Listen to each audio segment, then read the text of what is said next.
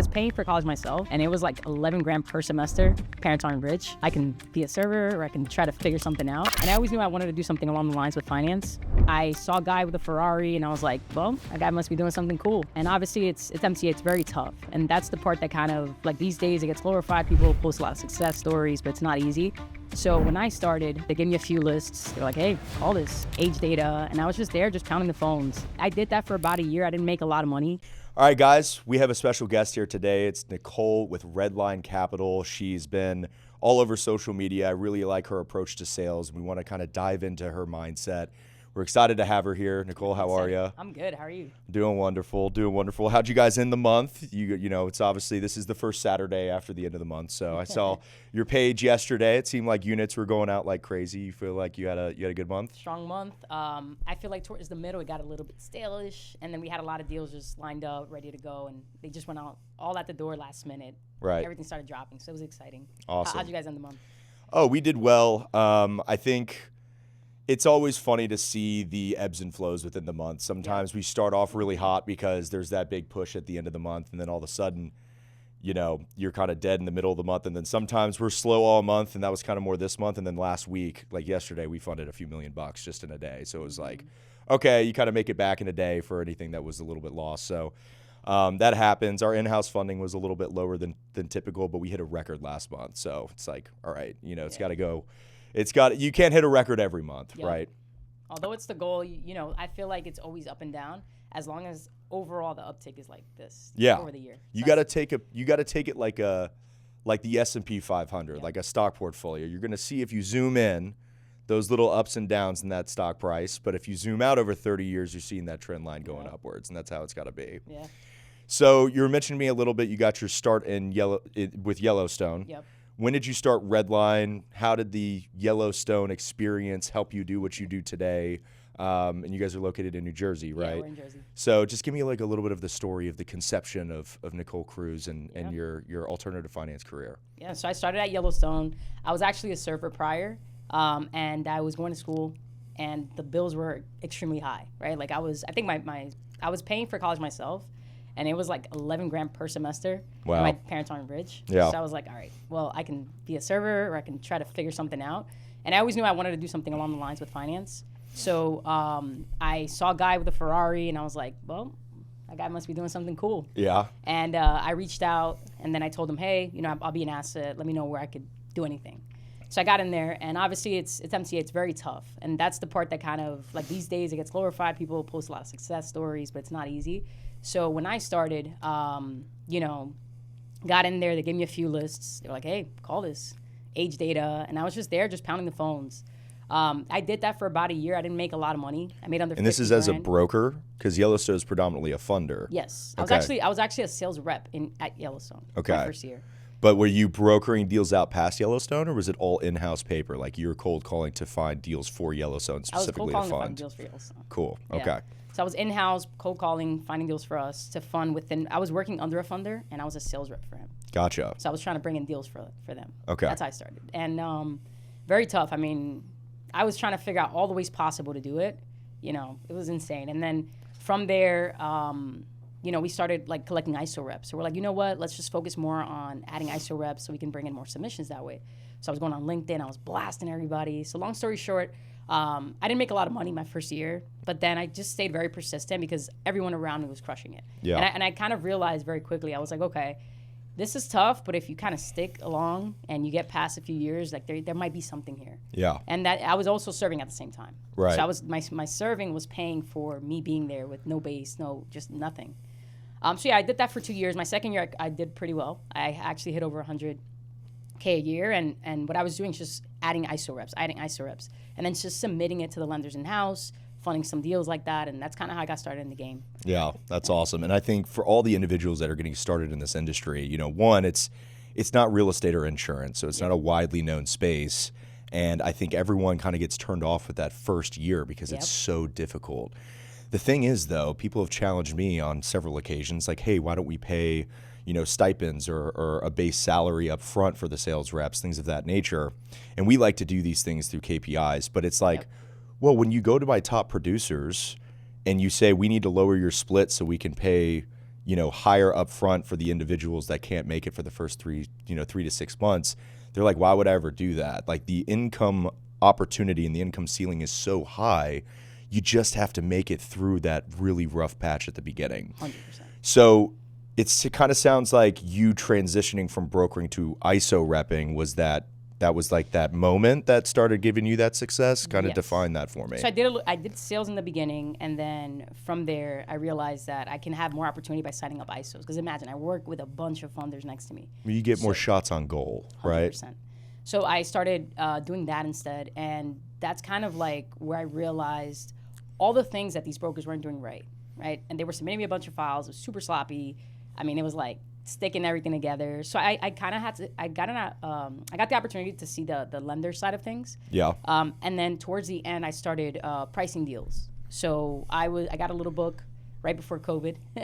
I started pricing deals, and at Yellowstone was super busy. We were getting like 6 submissions per minute. Like, you couldn't even stand up. There was no like AI. There was no bank reading software. Well, Yellowstone was one of the first. Yeah. So Yellowstone and Pearl essentially are like, some of the Goliaths that started in the industry. So you guys are seeing every bit of paper going across the industry. You couldn't even stand up. If you wanted to like get as many contracts out, I was like literally no lunch. Right. Pricing. But how fun is that too? It was fun. It was very fun. Yeah, it was a fun time. So I learned a lot there, because I did sales, then I did ISO repping, then I did like underwriting and, getting contracts out, looking at all the back end stuff. So there was a lot of experience that I gained there. COVID happened right when I got my little book. My book got destroyed instantly. Oh, goodness. All the money out, gone. And then from there, I was like, this is cool, but I think I want to try the broker side. Right. And that's kind of where I made the switch. And from there, I created the entity for Redline Capital. I was working at a shop for a little bit. Crushed it, right? I liked the sales side, and then I saw there's on deck, there's this, there's that, right? And we were pricing 80 days, 100 days, 80 days, 100 days, 60 days, 40 days, very short-term deals. So when I got out of there, I was like, what is this? It's funny because I've talked to people that never brokered, and they're in the funding space, and they're like, yeah, I do like tier 1, tier 2 deals. And I'm like, okay, what's the term? And they're like 8 months. I'm like, you don't know what's out there. There's 24-month deals with monthly payments. Capitus goes up to 48 months on specific deals nowadays. Like, it's just funny. And these tiers are kind of created within the industry. Yeah. There's no like law that says you're this tier, but it's just funny the context that you developed. And speaking on context, I would attribute a lot of my success is that I like to say that I learned from the warehouse. So not only did I learn how to broker, but then I was like, my processors are overwhelmed. Maybe I should go relook at the files, take time every single day for 30 minutes and sit down with my processing team and say, how can we get better offers out of these files? Mm-hmm. That taught me the processing process. And then I started syndicating on my own behalf. And I was, supported by the company that I was working at, but they were being a little bit slow with underwriting the deal. So I was like, you know what? Let me just I'm pretty good with numbers. Let me just go try to underwrite myself. Mm-hmm. And so by learning all these mini departments, I kind of started to develop the context that made it more opportunistic for not only me to start a business, but on a micro level, it made me better at closing deals, maybe better at generating revenue, maybe better at taking home bigger commissions. So it's interesting that you got that context of just being able to learn from all these different departments. It's awesome that you could string that together. Yeah, I actually agree with that, and I could say the same thing.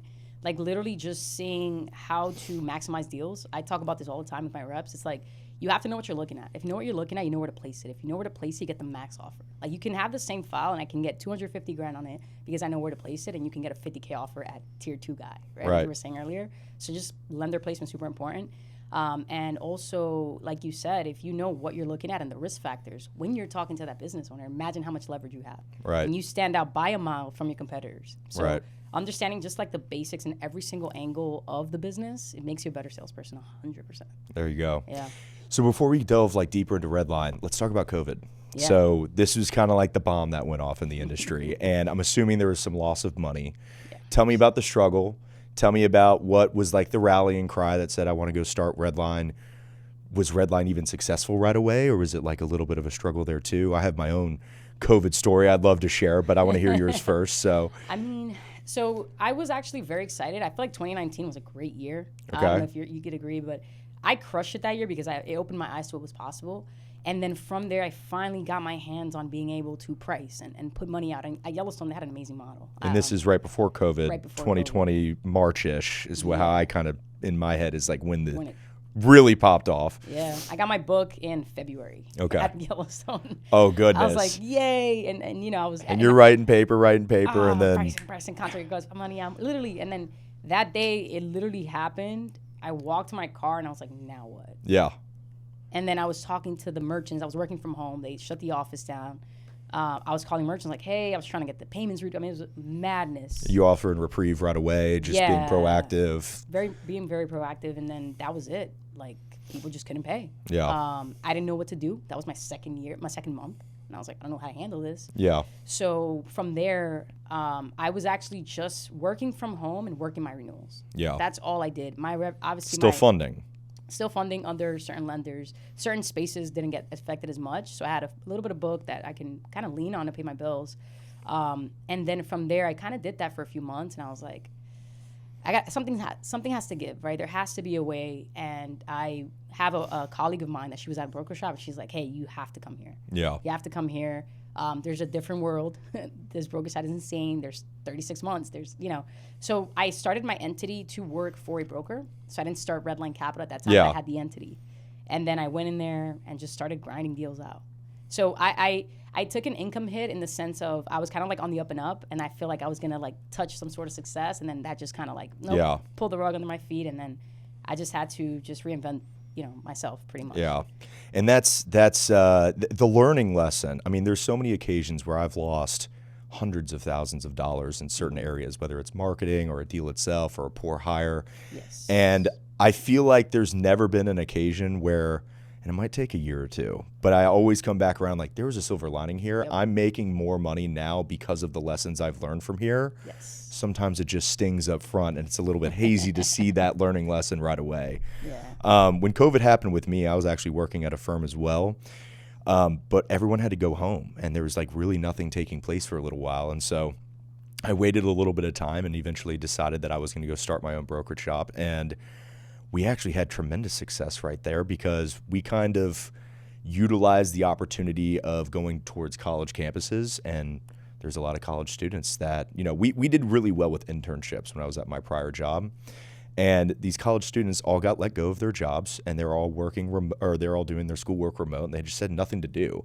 And, they were probably drinking for a few weeks or a month, and then they're like, I'm kind of bored. Yep. What am I going to do now? And so we just created an opportunity for them to come in and cold call for us, and I had a team of just a couple closers, and that's like how we started this whole thing. And then also the funding perspective. The first deal that I ever funded was in probably April of 2020. So right after COVID hit. And I'd been syndicating, but like this is on my paper. This is my underwriting. This is me pressing the button on the wire. It was $3,500. And I was like so proud of myself that I did a $3,500 deal. And it's funny to look back at that now because, some of the larger deals we've done are 7 figures plus in-house. And so it's cool to see that, a lot of people took this COVID situation and turned it into an opportunity. And I think that really defines an entrepreneur. 100%. So it's like, listen, when there's chaos, there's opportunity. Always. Lean into it. You just have to reinvent the wheel a little bit. Yeah. So fast forward into Redline, where you are actually running the show. Yeah. When did that take place? Tell me a little bit about your operation now, where you're located. How many people do you have? You guys, what are your goals this year? What's something new that you're working on? Yeah, so 2022, I had a really good year in sales. I was syndicating. We had a funder in-house. I was very involved with that. Every deal I could fund in-house, I would, just to participate. And I crushed that year. But the thing that I've never wanted to own a company, which is the crazy part, right? I just always wanted to be a leader within a big company. Yeah. I never wanted to take all the risk. I just wanted to be probably the best player, like the B person in a big company. That was always my goal. But the leadership didn't align. The leaders, I felt that I had a bigger aspiration than the leaders. Interesting. They were involved, but they weren't as hungry to grow the company. Yeah. Playing video games and stuff like that. So I was like, at work? At work, in a room, locked in. Okay. And I just always like, okay, I want to, if I'm going to do this thing, I know how to sell my butt off. I just have to learn the marketing part. Yeah. So that's so crucial. It really sets a brokerage shop apart. 100%. And I told the ownership, hey, thanks for everything. I'm gonna just go for it. Yeah. So I got in my apartment, got a list, got a phone, and I just started dialing. And one of my my family, my sister-in-law, she's like, hey, whatever you're doing, I want to be involved. Yeah. Because I just know how you are, the leadership and everything. I just want to be involved. I want to be a part of this. So she came into my apartment and started calling with me. And then from there, I was like, all right, we need to get out of this apartment because although this is cool, like it's cute, I have a vision, right? Like I see it. I want to have people that I motivate, inspire. So we got a little lease. And from there, it's crazy because I never knew, I'd never been involved in business, right? I'm just a kid from the Bronx. I know how to sell. That's all I know. So I always thought to myself, like, all the pieces that we need to keep scaling are going to show itself to me. As long as I kind of keep doing the right things, keep reinvesting the capital that we're making, then I feel like the things are just going to start demanding itself to us. Right. So we got the office. It was three of us at that time. One of the girls that worked with me at Yellowstone, she's like, I'm in. I want to be your admin. I'm in. So we just, little by little, people just started hearing about it. Yeah. We started posting on social media. And guys from other shops were like, yep, you're there, I'm in. And everybody just kind of started coming to us. And it's pretty cool because it's all very organic, which is what I love. So at the beginning, the rep retention was very high. It was very boutique. And that's kind of how it just started taking off. But one thing I always remember is the biggest thing I did was reinvest the capital back into marketing. It's the biggest pillar. And the more I grow, the more I realize that, you can have a killer sales team. That's awesome. That is super important. But nothing can take you down if you have excellent marketing. Absolutely. There's nothing that could tear a company. Not one person, not one rep can tear the company apart if you have great marketing. Well, I'm hearing a couple things here. Number one, you have incredible charisma. So, and that is the first step into being an entrepreneur is you have to have people that believe in your charisma and they like to be around you and your positive energy. But two, it's like a lot of sales reps aren't great managers 100%. Or it's a hard time to develop that leadership. And it seems like you've really honed in on that. And then three, your experience from Yellowstone and other areas within the industry made that jump start much easier than 100%. Someone who didn't have any experience at all. And so, and the next question would be, you said that most of your relationships kind of came organically, and I know that Cameron and I were talking about a little bit. Your social media drives the majority of the recruits that are within your industry, or that are within your company? Yeah. Most of the reps that I have in my company right now are coming from the content, and they resonate with it. So, just posting very, I say organic because I'm very myself, right? Yeah. Like I just post things that are like me. Yeah. And the message resonates. And we get these people that message me with a really long paragraph saying, hey, respect the work, let me know what it takes, I want to be a part of it. Right. And that's been the reps that come from our organic stuff stay the longest. Yeah. Like they're involved. They see the vision, they want to be a part of it, and it's an amazing thing. So it's the best ROI. Yeah. Well, we talked a little bit before this that I started my social media career just about a year, like really invested into it just about a year ago. I think so many people are hiding behind their company name or just not willing to put their name on the line in this industry. I feel like that there's a little bit of, a stale taste in people's mouth. And I feel like you are part of this new era of energy and effort of leading with transparency and ethics and actually putting this out there. And I want the audience to hear, you have to let people know what you do if you want to grow. 100%. And if you're uncomfortable with letting people know what you do, one, it's just something you either have to get over, or two, you're probably not doing something right. And I just think it's so interesting that we're seeing a lot of individuals around this space finally, we're kind of pioneering this social media push. And I think it's really cool that you're doing such a great job with it. Your social media is predominantly around sales. I would imagine that's why people love you so much. You're still on the front lines. Are you selling deals on a daily basis? Or are you more of coaching people on how to sell deals on a daily basis? How involved are you with the sales floor? Yeah, so mainly coaching. I have some deals that my merchants just don't want to work with anybody else, so I take those calls. But you make a couple extra bucks there. It's okay. Not too bad. Yeah. But the main majority of what I do is just coaching my team, and just helping them get around these things, right? So, and that's truly what I love doing. I feel like we're in a place right now where it has to change. Like it's demanding now that I am not as involved with that process, but it's what I love the most, which is insane. It's like you got to let go of that, but it's truly what makes me wake up in the morning and just like I get so fired up with it. When people depend on you, it gives you a little bit more purpose. Yeah. I feel like that's what gets me to wake up in the morning. It's like I have a lot of people that depend on my energy and my effort, and even though I don't feel like being the chirpiest one today, you kind of have to put on that face and just lead by example. So, and I think you do that very well. Awesome. So what is like Redline's What's a project you're working on right now? Are you guys investing in technology? Are you looking to scale an office? Are you reinvesting into marketing? I mean, what is like kind of your 2026 goal? Yeah. So the main thing, we focus a lot on technology. That's like one of the things I never stopped working on. Anytime somebody reaches out to me on social media for advice, I'm like, you have to invest into technology. And when I look at my metrics, my KPIs are funding numbers. Sometimes I have a tag on rehash deals, meaning like I want to see how much money is coming back because of the automations, because of the technology that we have, because of like the outreach that's happening. The renewals? The back and the renewals. Okay. And the what number, percent of deals do you renew? I would say it's not the best. We started a renewal team about 4 months ago. Okay. And since then, I mean, they're cranking. But Okay. I would say renewals is 1/3 of the business. 1/3? Yeah. So my renewal rate is 8 out of 10 clients will renew. Wow. And I think that is because you're investing into marketing quite a bit. Yeah. I feel as if marketing costs a lot. Not only that, you have to also anticipate the cost that it takes to get a new rep in the door. 100%. So if you can get that renewal rate up, you might be able to break even or even lose money on that first deal, but then you start making a ton of money on that reactivation or that renewal or selling a cross-sell product. 100%. So it's good that you're investing into that. Why do you think it's important to have a separate renewals team than your sales team? What started happening for us, right, and that's why I always say it kind of just reveals itself as we grow, is that you can't have your closers calling the renewals, right? Okay. They're so busy with new business. They're so busy with trying to compete. It's very competitive right now. So I quickly started realizing, I'm like, man, that allows me to invest heavy. Yeah. So if I'm not paying attention to that, then how much money are we leaving on the table? Yeah. So I started with one rep, and he's like, I can't. Like, this is just, I got to a few today. Like, I got, like, the list is so large that he's like, I'm scraping here, but it's a lot. Yeah. So I was like, man. And then I just something clicked, and I was like, okay, we need to put at least 2 people in here. And they have their own KPIs. They have their own call counts. Like, everything is very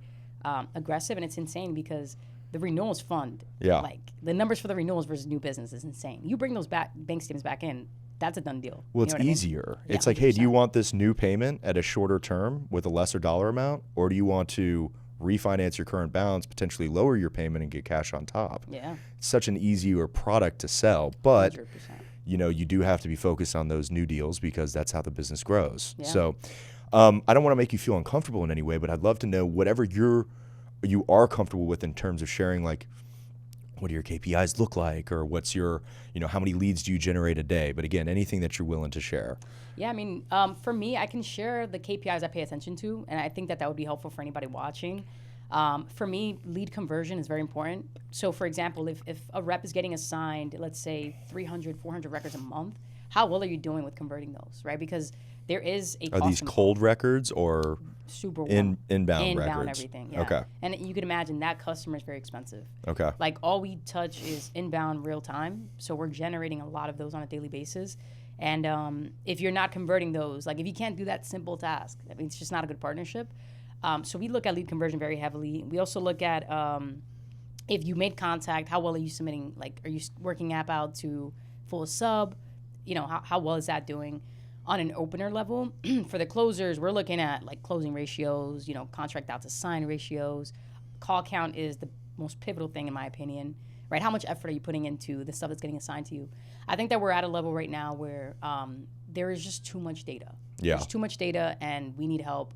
I obsessed over sales, and now it's like I got this part. Now I got obsessive over marketing, and now it's just like Now it goes back to overflowing. sales. Yeah. Yeah, overflowing. So now we're hiring like super heavy, and right now the biggest hurdle of the company is we need to get guys to become closers faster. Right. Like, that is if you tell me what are the 2 things you're focusing on this year, one is technology, just all in, automating the crap out of the business as much as we can, so that the humans that are there, the reps that are there that are trying to crush, are focused on the most important things, which is customer relationships, right? Like working on closing those files, and automate as much as the things that don't have to be done by human, right? Right. So that's really like just automating as much as possible, and then just developing sales reps, right? That's my 2 main things right now. So do you like people that have experience in the industry? Hate it. Or do you like people that Brain. are blank slate? Yeah. Blank slate. Okay. I want to know your opinion on that too. How do you feel about that? I have offices in multiple states. So, the New York office, we recruit people that have experience frequently, but anyone that produces a significant amount, unless they adopt to your culture very quickly, it usually doesn't work. And you always run the risk of they've just been tainted by, there's a lot of bad trainers out there too. I mean, there is some, again, I am pro regulation within reason. Because I want the bad players to get out of the industry. And I think a lot of people have been trained poorly. I mean, I have reps that have started with us that came from another shop, and they're like, all we were instructed to do was send a term sheet on day one to be able to get a deal done. And I'm like, how are you supposed to build a business around that model when you can't retain any clients? Yeah. It's so unethical. How do you sleep at night? And so, to take those sales reps and undo the bad training and then redo new training, it's sometimes challenging. So we lean towards green reps. Yeah. And that's, one of our offices is in Kentucky, so there's really not much competition out there. So everyone that we do get is green, and we really like that. Difference is they might not be as aware of the industry. Like, at least in New Jersey, I would imagine everyone's heard about alternative financing. In Kentucky, people are like, what is this? And if they're a younger rep, parents are like, I don't know if I like this job, kind of thing. And then there's that objection to overcome. But yeah, I mean, it goes back and forth. I mean, we're open to anything. It really just depends on how the interview process goes. Yep. So, what is your interview process? Are you doing Indeed? Are you doing just social media outreach on an organic basis? How many interviews are you guys fielding? How many spots do you have in your office? Like, if you were to be able to take away from this podcast right now, I need 10 people to start tomorrow. Like, what would be that ideal number? Yeah, I'm going to start with the top. So interview process is, for me, usually we do like a Zoom call. It's a group call. From there, we have the resumes prior, right? We know who's in the room. And usually I like to have anywhere from 10 to 15 people in that call. Nice. From there, based on the answers that they give and the personality type, we invite a group out in person, and then we do group interviews. And then if they are culture fit, which is the most important thing for me, I'm not heavy on what the resume says. I'm more of just looking for culture fit. Yeah, positive energy. Yeah. To me, that's all that really matters. If they have sales experience, it's heavily preferred. Because I know that if they don't, then it's just going to take a longer process to train them up. But sales experience, and then, again, we just filter for mainly culture, right? If we see the ethic, we see that they're hungry, that they want it, they want to learn, that's really what, for me, I want this rep. Yeah. So we'll onboard 3 to 5 people at a time. And then from there, we'll just put them on the floor. We'll do some trainings. We'll do some onboarding with the product and stuff like that. But right now we have about, I would say, 15 seats left before we max out. We got to get them filled up for you. Yeah. And it's crazy. I'm not in a massive rush to fill them. I feel like anytime I go really fast, I get crazy churn. They just come in and leave. So my sweet spot is, for now, 3 to 5 people max at a time. And then we train up that little class. We show them what's up. We get them running. It takes about 30 days to really get them on their feet. And then from there, the goal is to retain and make them, junior closers at some point. Yeah. But yeah, our interview process is not that strict, really. I think that there's opportunity there to sharpen it, but so far, we've had success with the way we're doing it. So a little bit of Indeed, a little bit of organic. If we want to crank it up, we do a little bit of Indeed. So yeah, that's really the process. But I highly, I am super pro green. I've done industry experience, and to your point, I mean, I talk to guys on the phone, and they're like, yeah, I'm the top guy there. And then they come in and we're pitching each other, and it's all the wrong things, right? Yeah. Hey, I'm going to send you the contract. They just say crazy stuff. And it's my opener will smoke you. Yeah. So what I'm finding is, although there is a lot of industry experience in Jersey and New York, when my openers pitch me, and they don't know a damn thing in my eyes, right? And the top producer at another shop comes and pitches me, it's you have all these fundamentals wrong. So I always have to decipher, do I want to clean someone up and potentially bring them in? Yeah. Or do I just follow my process, bring them in green, they're in the mission, they're involved, and just kind of grow them that way. Is that something that someone can expect if they're going to do an interview with you, that they better be ready to pitch Nicole on day one? You're pitching me. Yeah, if you're a seasoned guy, industry experience, I'm top dog here, I fund $500,000 a month, you're pitching me. I love that. Yeah, you're pitching me. Just cut right through the bullshit. Just get right to it. Can you sell? Yeah.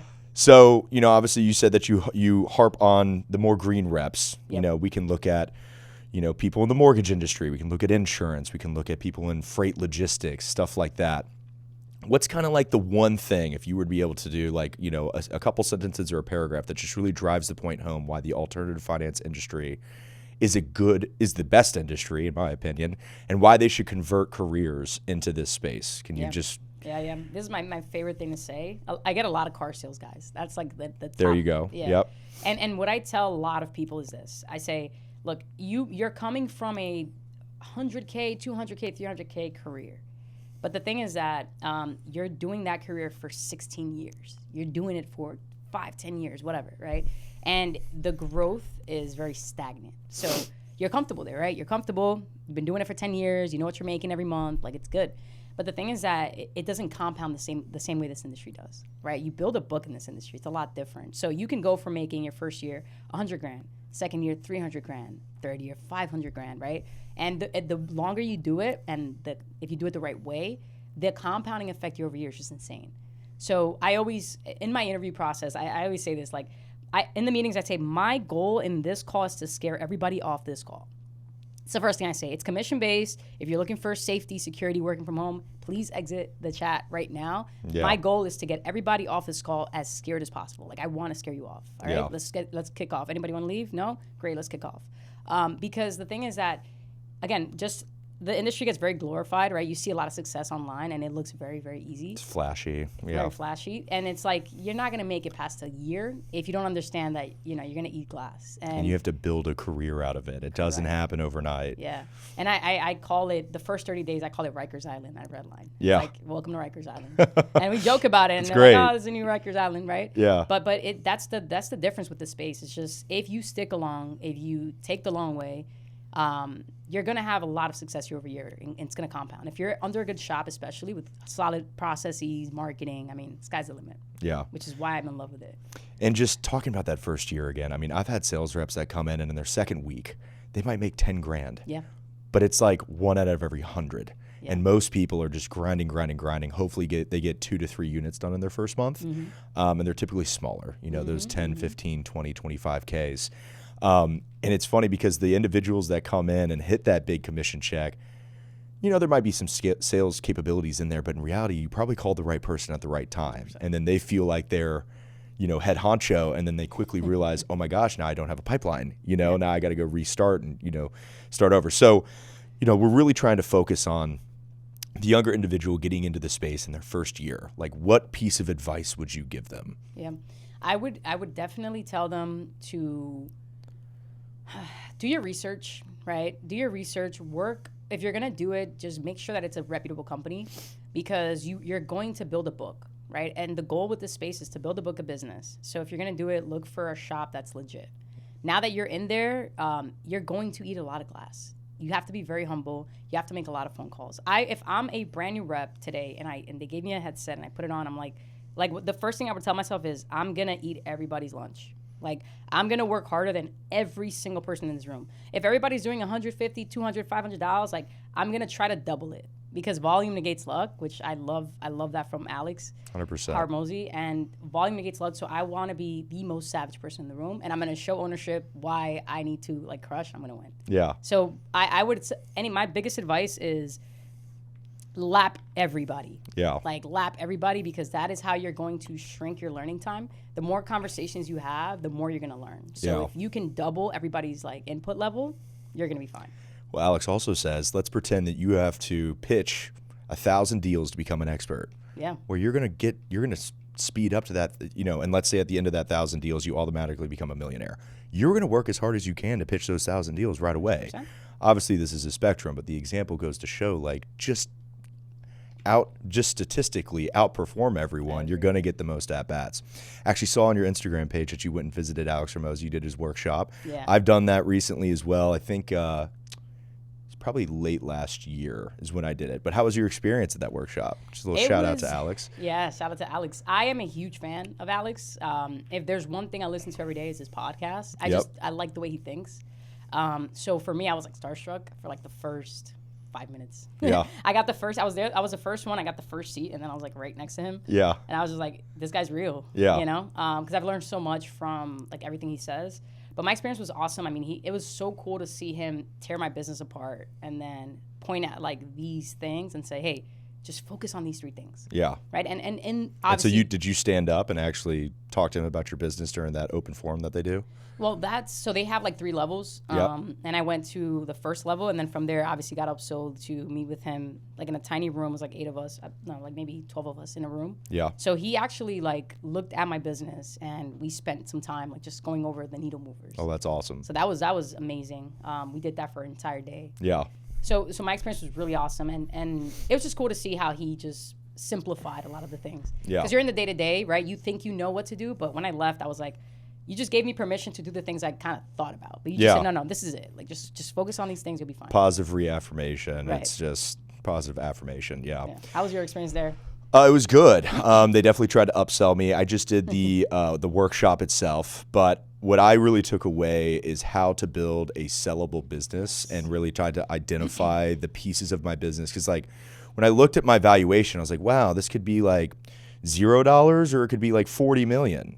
And it's just like a couple little tweaks that I have to make in order to get there. Yeah. So I thought that was super interesting. I kept all the workbooks, and there's so many things that I, you could probably hear bleeding over into my content, and also just the way that I speak with my floor that, came from that. So I thought it was a great experience. I think continued learning is so important. Yeah. I think what I do really well is I network with a lot of CEOs and owners of other funding operations, and the industry really isn't that big. Yeah. Once you start shaking the right hands, you start meeting a lot of people, and I think just being able to have that continued education is important. And so Alex Hormozi is just like one component of that continued education. That's one thing that I always harp on, and that is, if you look at like Redline Capital and its growth, and we've been blessed to have like that 2x year-over-year growth.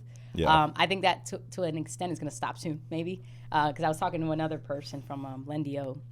And he's like, you're in the best spot right now. You're in that 2x year over year. Yeah. He's like, it's going to be a 30 one year, and then it's going to be a 25 one year, but enjoy it.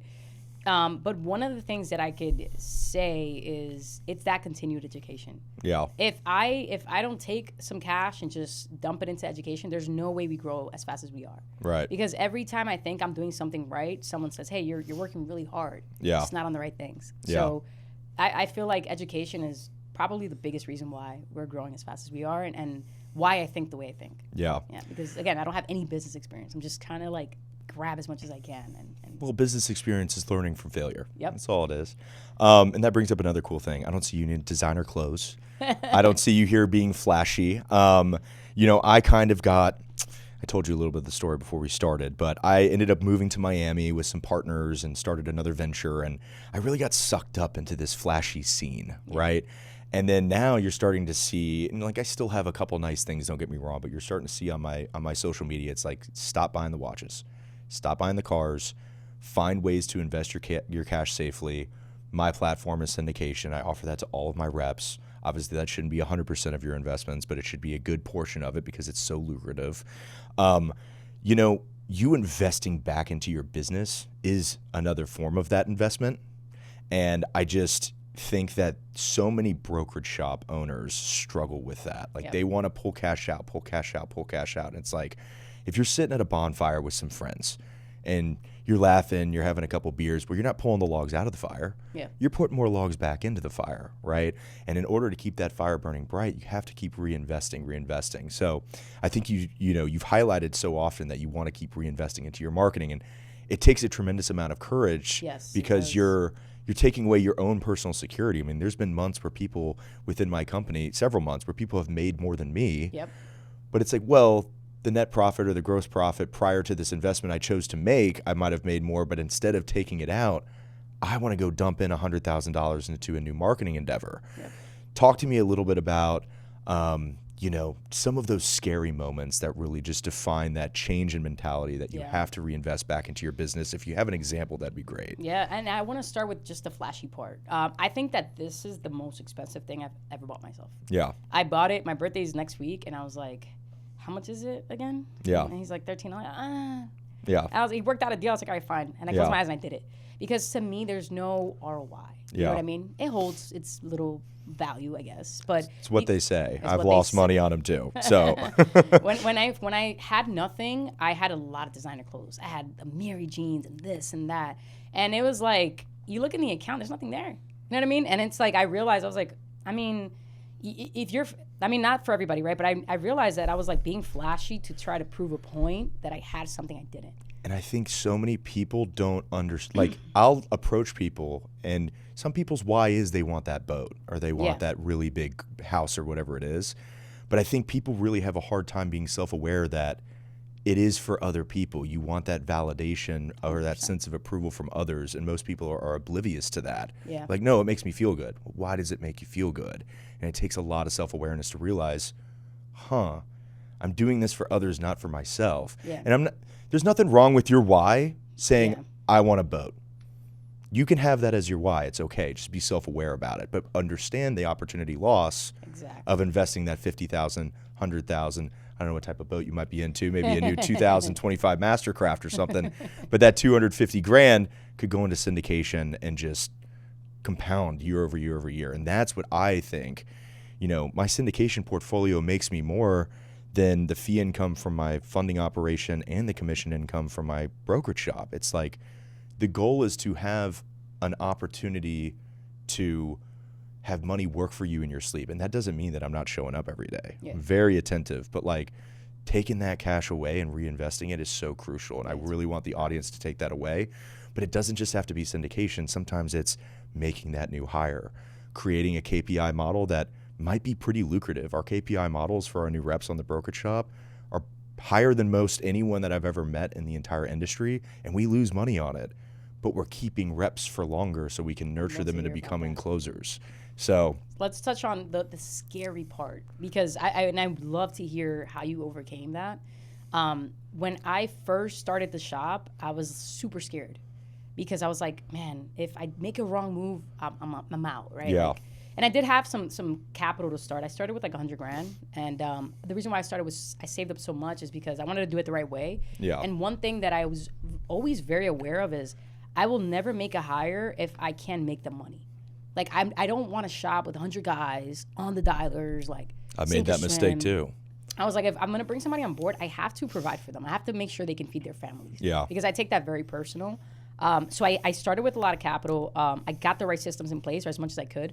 But I remember that feeling of like having to pay a lot for a marketing campaign, or how much do I have to spend? And I would talk to like my, I was doing like different type of like outbounds, and I was just very nervous about it. And the one thing I started realizing is like, why am I so scared? And the reason why I was scared is because I didn't have the right reporting, right? Like I felt like these campaigns were working, but I was like, I don't know how much I'm making, so I guess let me spend $100 more. Like it was very, very small. Yeah. And then I was like, if I feel this way, like there's something I don't know. Yeah. And that's kind of like when I started listening to Hormozi, and he's like, you have a data problem. Yeah. So I started getting back to like tech, and I started getting really involved with technology, and I'm like, okay, I need to peel this all apart. I need to see what I'm doing. Because if I can understand what this 1-to-1 means or this 2-to-1 means, then I don't think I'd have that much fear. Yeah. I got some reporting in place, and I was like, holy shit, I stopped the wrong campaigns. Yeah. I really like this one, but I'm losing money here. I'm losing money there. So then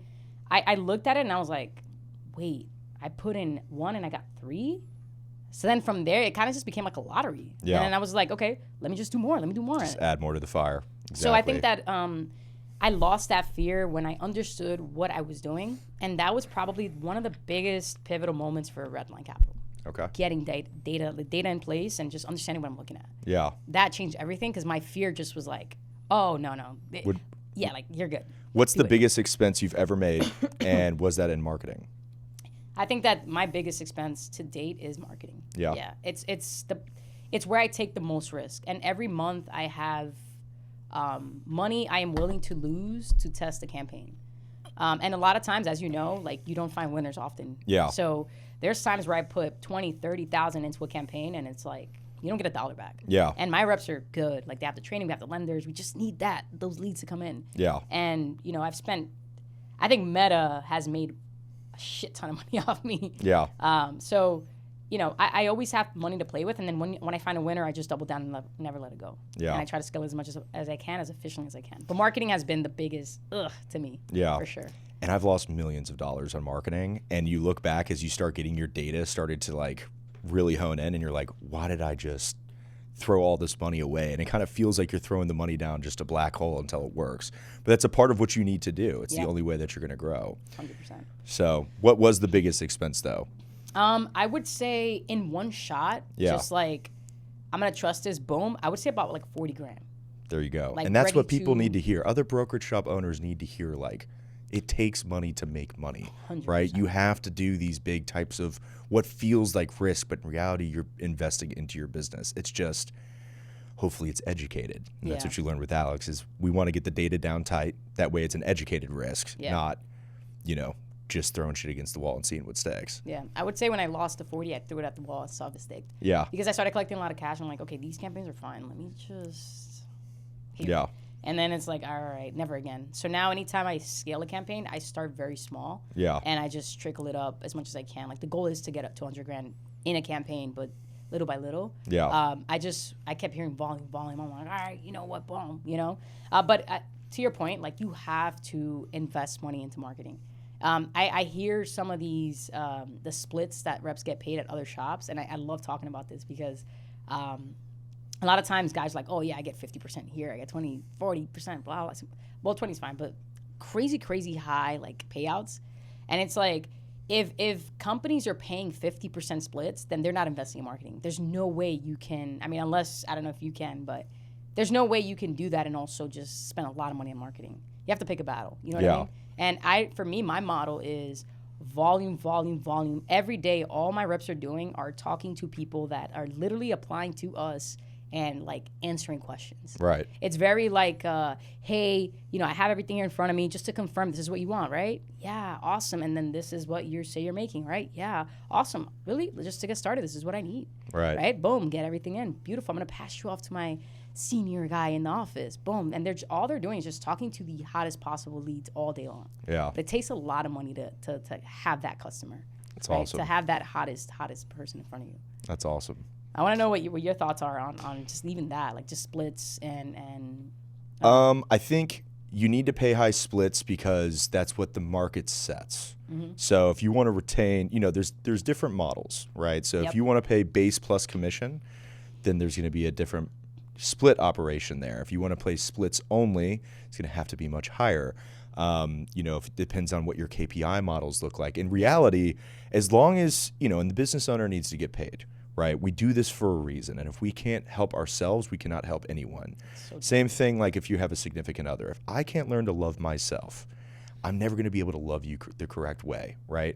And then with business, if I can't help myself and take care of my basic needs, I'm not going to be able to help everyone within my company. And listen, there's 70, 80 people that are looking up to me every single day. 100%. I need to make sure that my mental fortitude is there. And that trickles down to team leaders, to other people that are running teams within admin.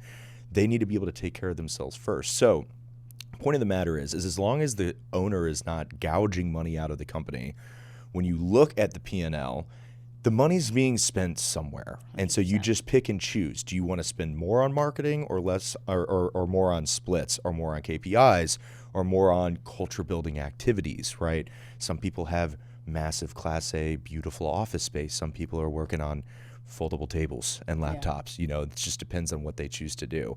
And I've done coaching for different brokerage shops, and I see a lot of different models. They're all kind of fall within like 3 different buckets, I would say. But I personally think that marketing is the best route to go because you have the most churn with cold calling. Yeah. But if you don't teach people how to cold call effectively, they'll never know how to nurture your marketing well. So you need to have like kind of a blended average, but we do pay some pretty high splits. Mm-hmm. So, but the good thing is I'm the only owner. So I get to tell, if I want to not take big draws for 3 months, I can do that and put it all back into campaigns because I know 45 days later on average, I'm going to see the fruits of the labors of that campaign come back with significantly more funding volume. Yeah. So it's a complicated question. I think everyone's different. It depends on how your culture works. How many people do you have underneath you, your model?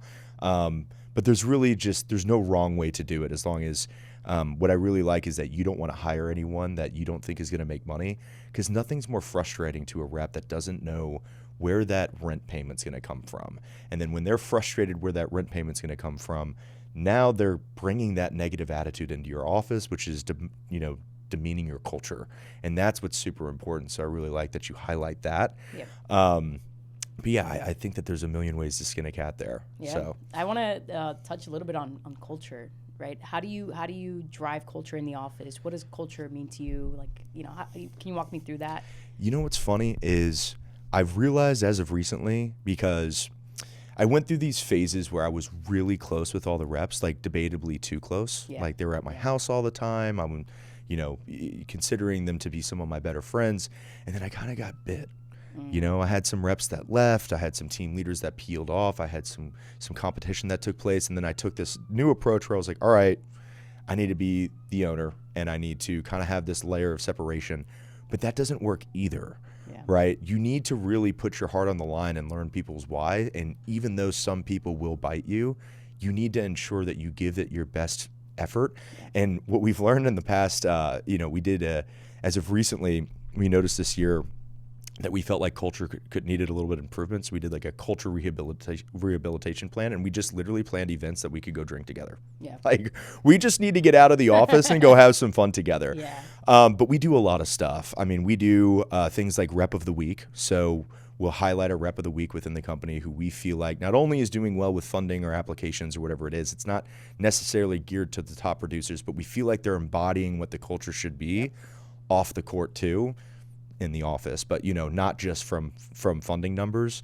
We do KPIs every single day for them to hit. We do weekly KPIs for them to hit. We do President's Club. We do events where we get the offices together.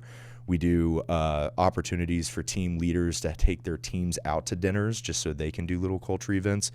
We spend a lot on bonuses, KPIs, and just like, we have a $10,000 spiff if you hit a certain amount in gross.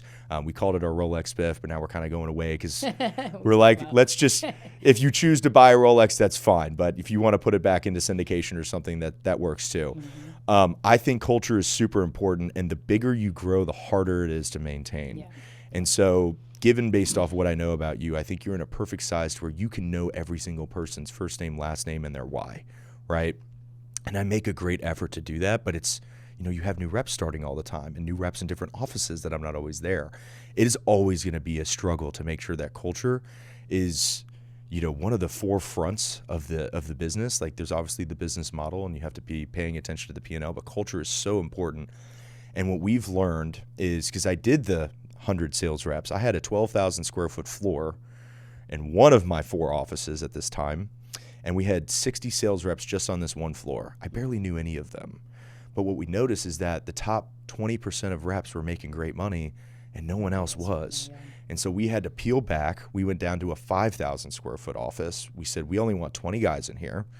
And we really started focusing on making sure that each person could hold their own weight and they felt like they were getting that support and we were nurturing them effectively.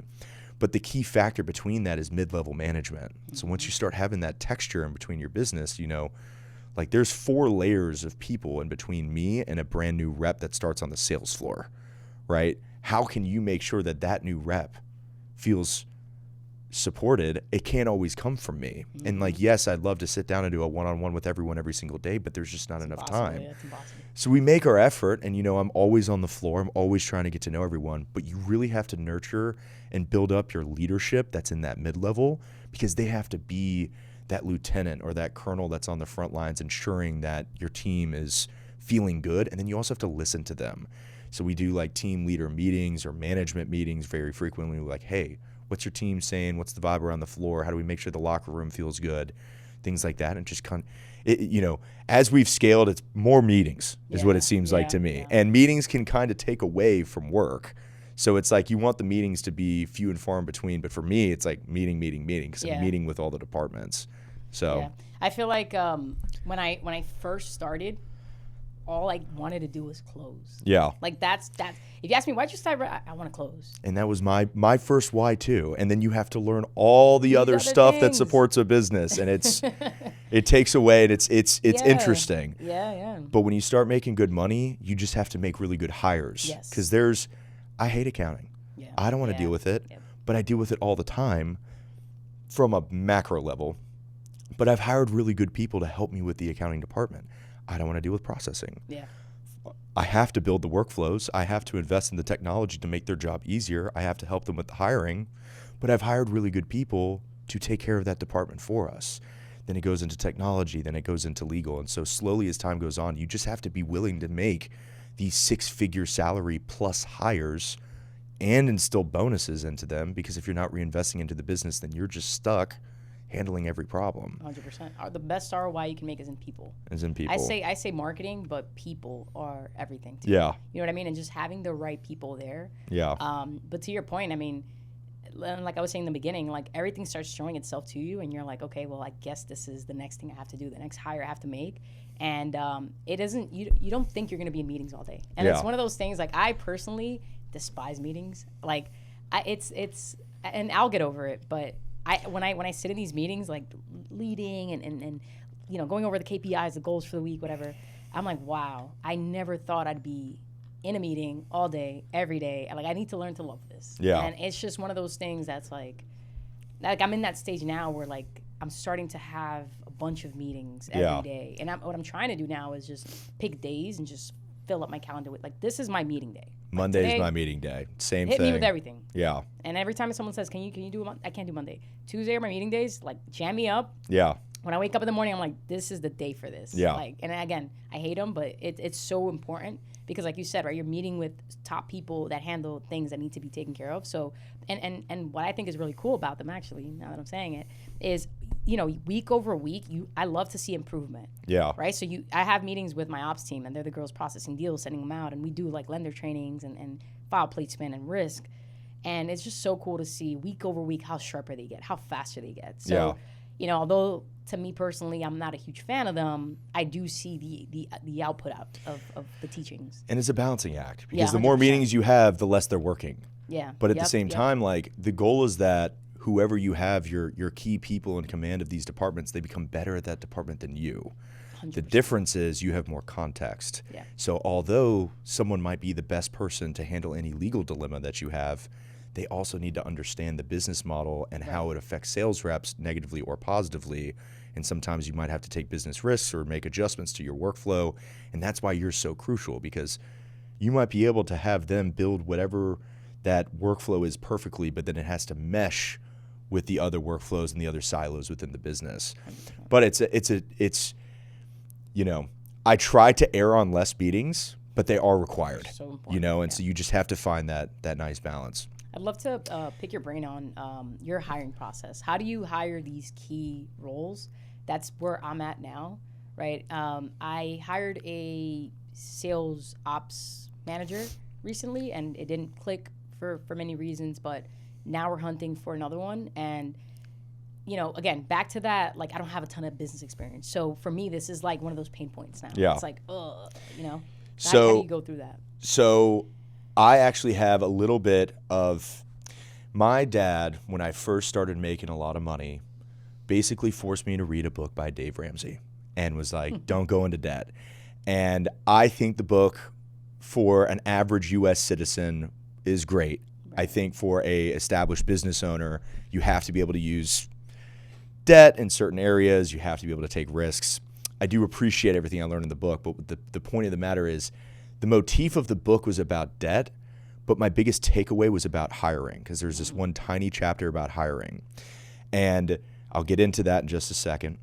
The Alex Hormozi workshop, it might not have even been the workshop, it might have just been some content.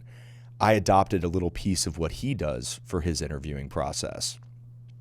I've had several different recruiters that I've worked with within the industry, and they've obviously came from other places. I've learned a lot of different things through there, just a lot of trial and error. So we've came up with a process that we feel like works, especially for admin or higher level individuals. And I'll just give you, like, if I'm going to go hire a director position, I had to do this with Cameron. He's thinking back to it, saying it was miserable. Literally, it comes down to, you know, and it depends. Like, Cameron and I knew each other beforehand, but he still had to go through the process. Let's just pretend this is like a lead that's coming from Indeed.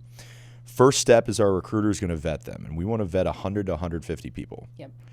Most of those resumes might be thrown out. They might end up only having conversations with 40, 50 people. Okay, cool. Then out of those 40, 50, we want to narrow down to like 15, 20. That's going to go to the department head as to who they're going to be working for. If they're going to be working directly with me, then it has to come to me. Then typically they're going to have a second interview with me if it's a high enough position. So first interview with our recruiter, second interview with department head, third interview with me. Then we give them something to do. So we were hiring a junior underwriter recently that wasn't from the industry. We gave them like sample bank statements and said, draw out all the revenue from this. Try to understand what are positions. They have no idea what cash advance is. And that can be defined as recurring weekly or daily payments. We understand you don't know what you're doing. Just try it. And you can have 24 hours, use ChatGPT. We don't really care. We have AI that parses our bank statements, but you need to understand how to do it. Yeah. So then they had to do this little worksheet.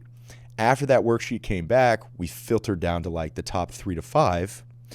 Then we brought them in for an in-person interview. And then after that, we like to do what's called a working interview. So once we have our top 1 person, we want them to take time off from their current job. Sometimes it's easier said than done.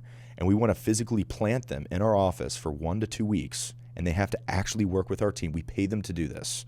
So let's say, we pay a junior underwriter $60,000 or maybe $70,000, depending on skill level, plus KPIs. Well, you're not going to get your KPIs, but you're going to get that base because we want you to work here. So for 1 to 2 weeks, you're actually communicating with the team. We're seeing if you're timely. We're seeing if you're dressed appropriately. We're seeing if you're someone that's optimistic. We're seeing if you're willing to learn. But more importantly, we're seeing if they understand what they're getting themselves into, because we would hate to make a hire that leaves in a month or 2 months, right? Because that's just going to create a stalemate for our process for even longer. So a pretty rigorous hiring process. If this person works directly with me, this is where I got from Dave Ramsey, I typically like to take their spouse out to eat with my significant other as well. So like Cameron and I actually went out to eat, his girlfriend and my girlfriend, because I want to see, hey, do you have any problems in your home life? Because those problems in your home life are going to carry over into the business world. And listen, everyone deserves a personal life, and we want to make sure that we can align our whys with professional to ensure that we can hit those personal goals. But at the same time, like, we have a job to do. And if we feel like your personal life's going to infringe on the professional life too much, it might be a reason to back off. So we're very intentional. Now, don't get me wrong. We're not doing this with every sales rep that comes in. Our sales rep process is much more, is much quicker. But you have to invest in people correctly, because as you start to build and grow and scale, you can't be everywhere. And so you really need to find the right people that's going to bring you to the next level. And that's also something that you can learn from Alex Hormozi. It's about who's on the team. And you have to make sure that the people are in the right seats, they're doing their job. You have to assign every single person a number. You have to make sure that they're hitting those numbers.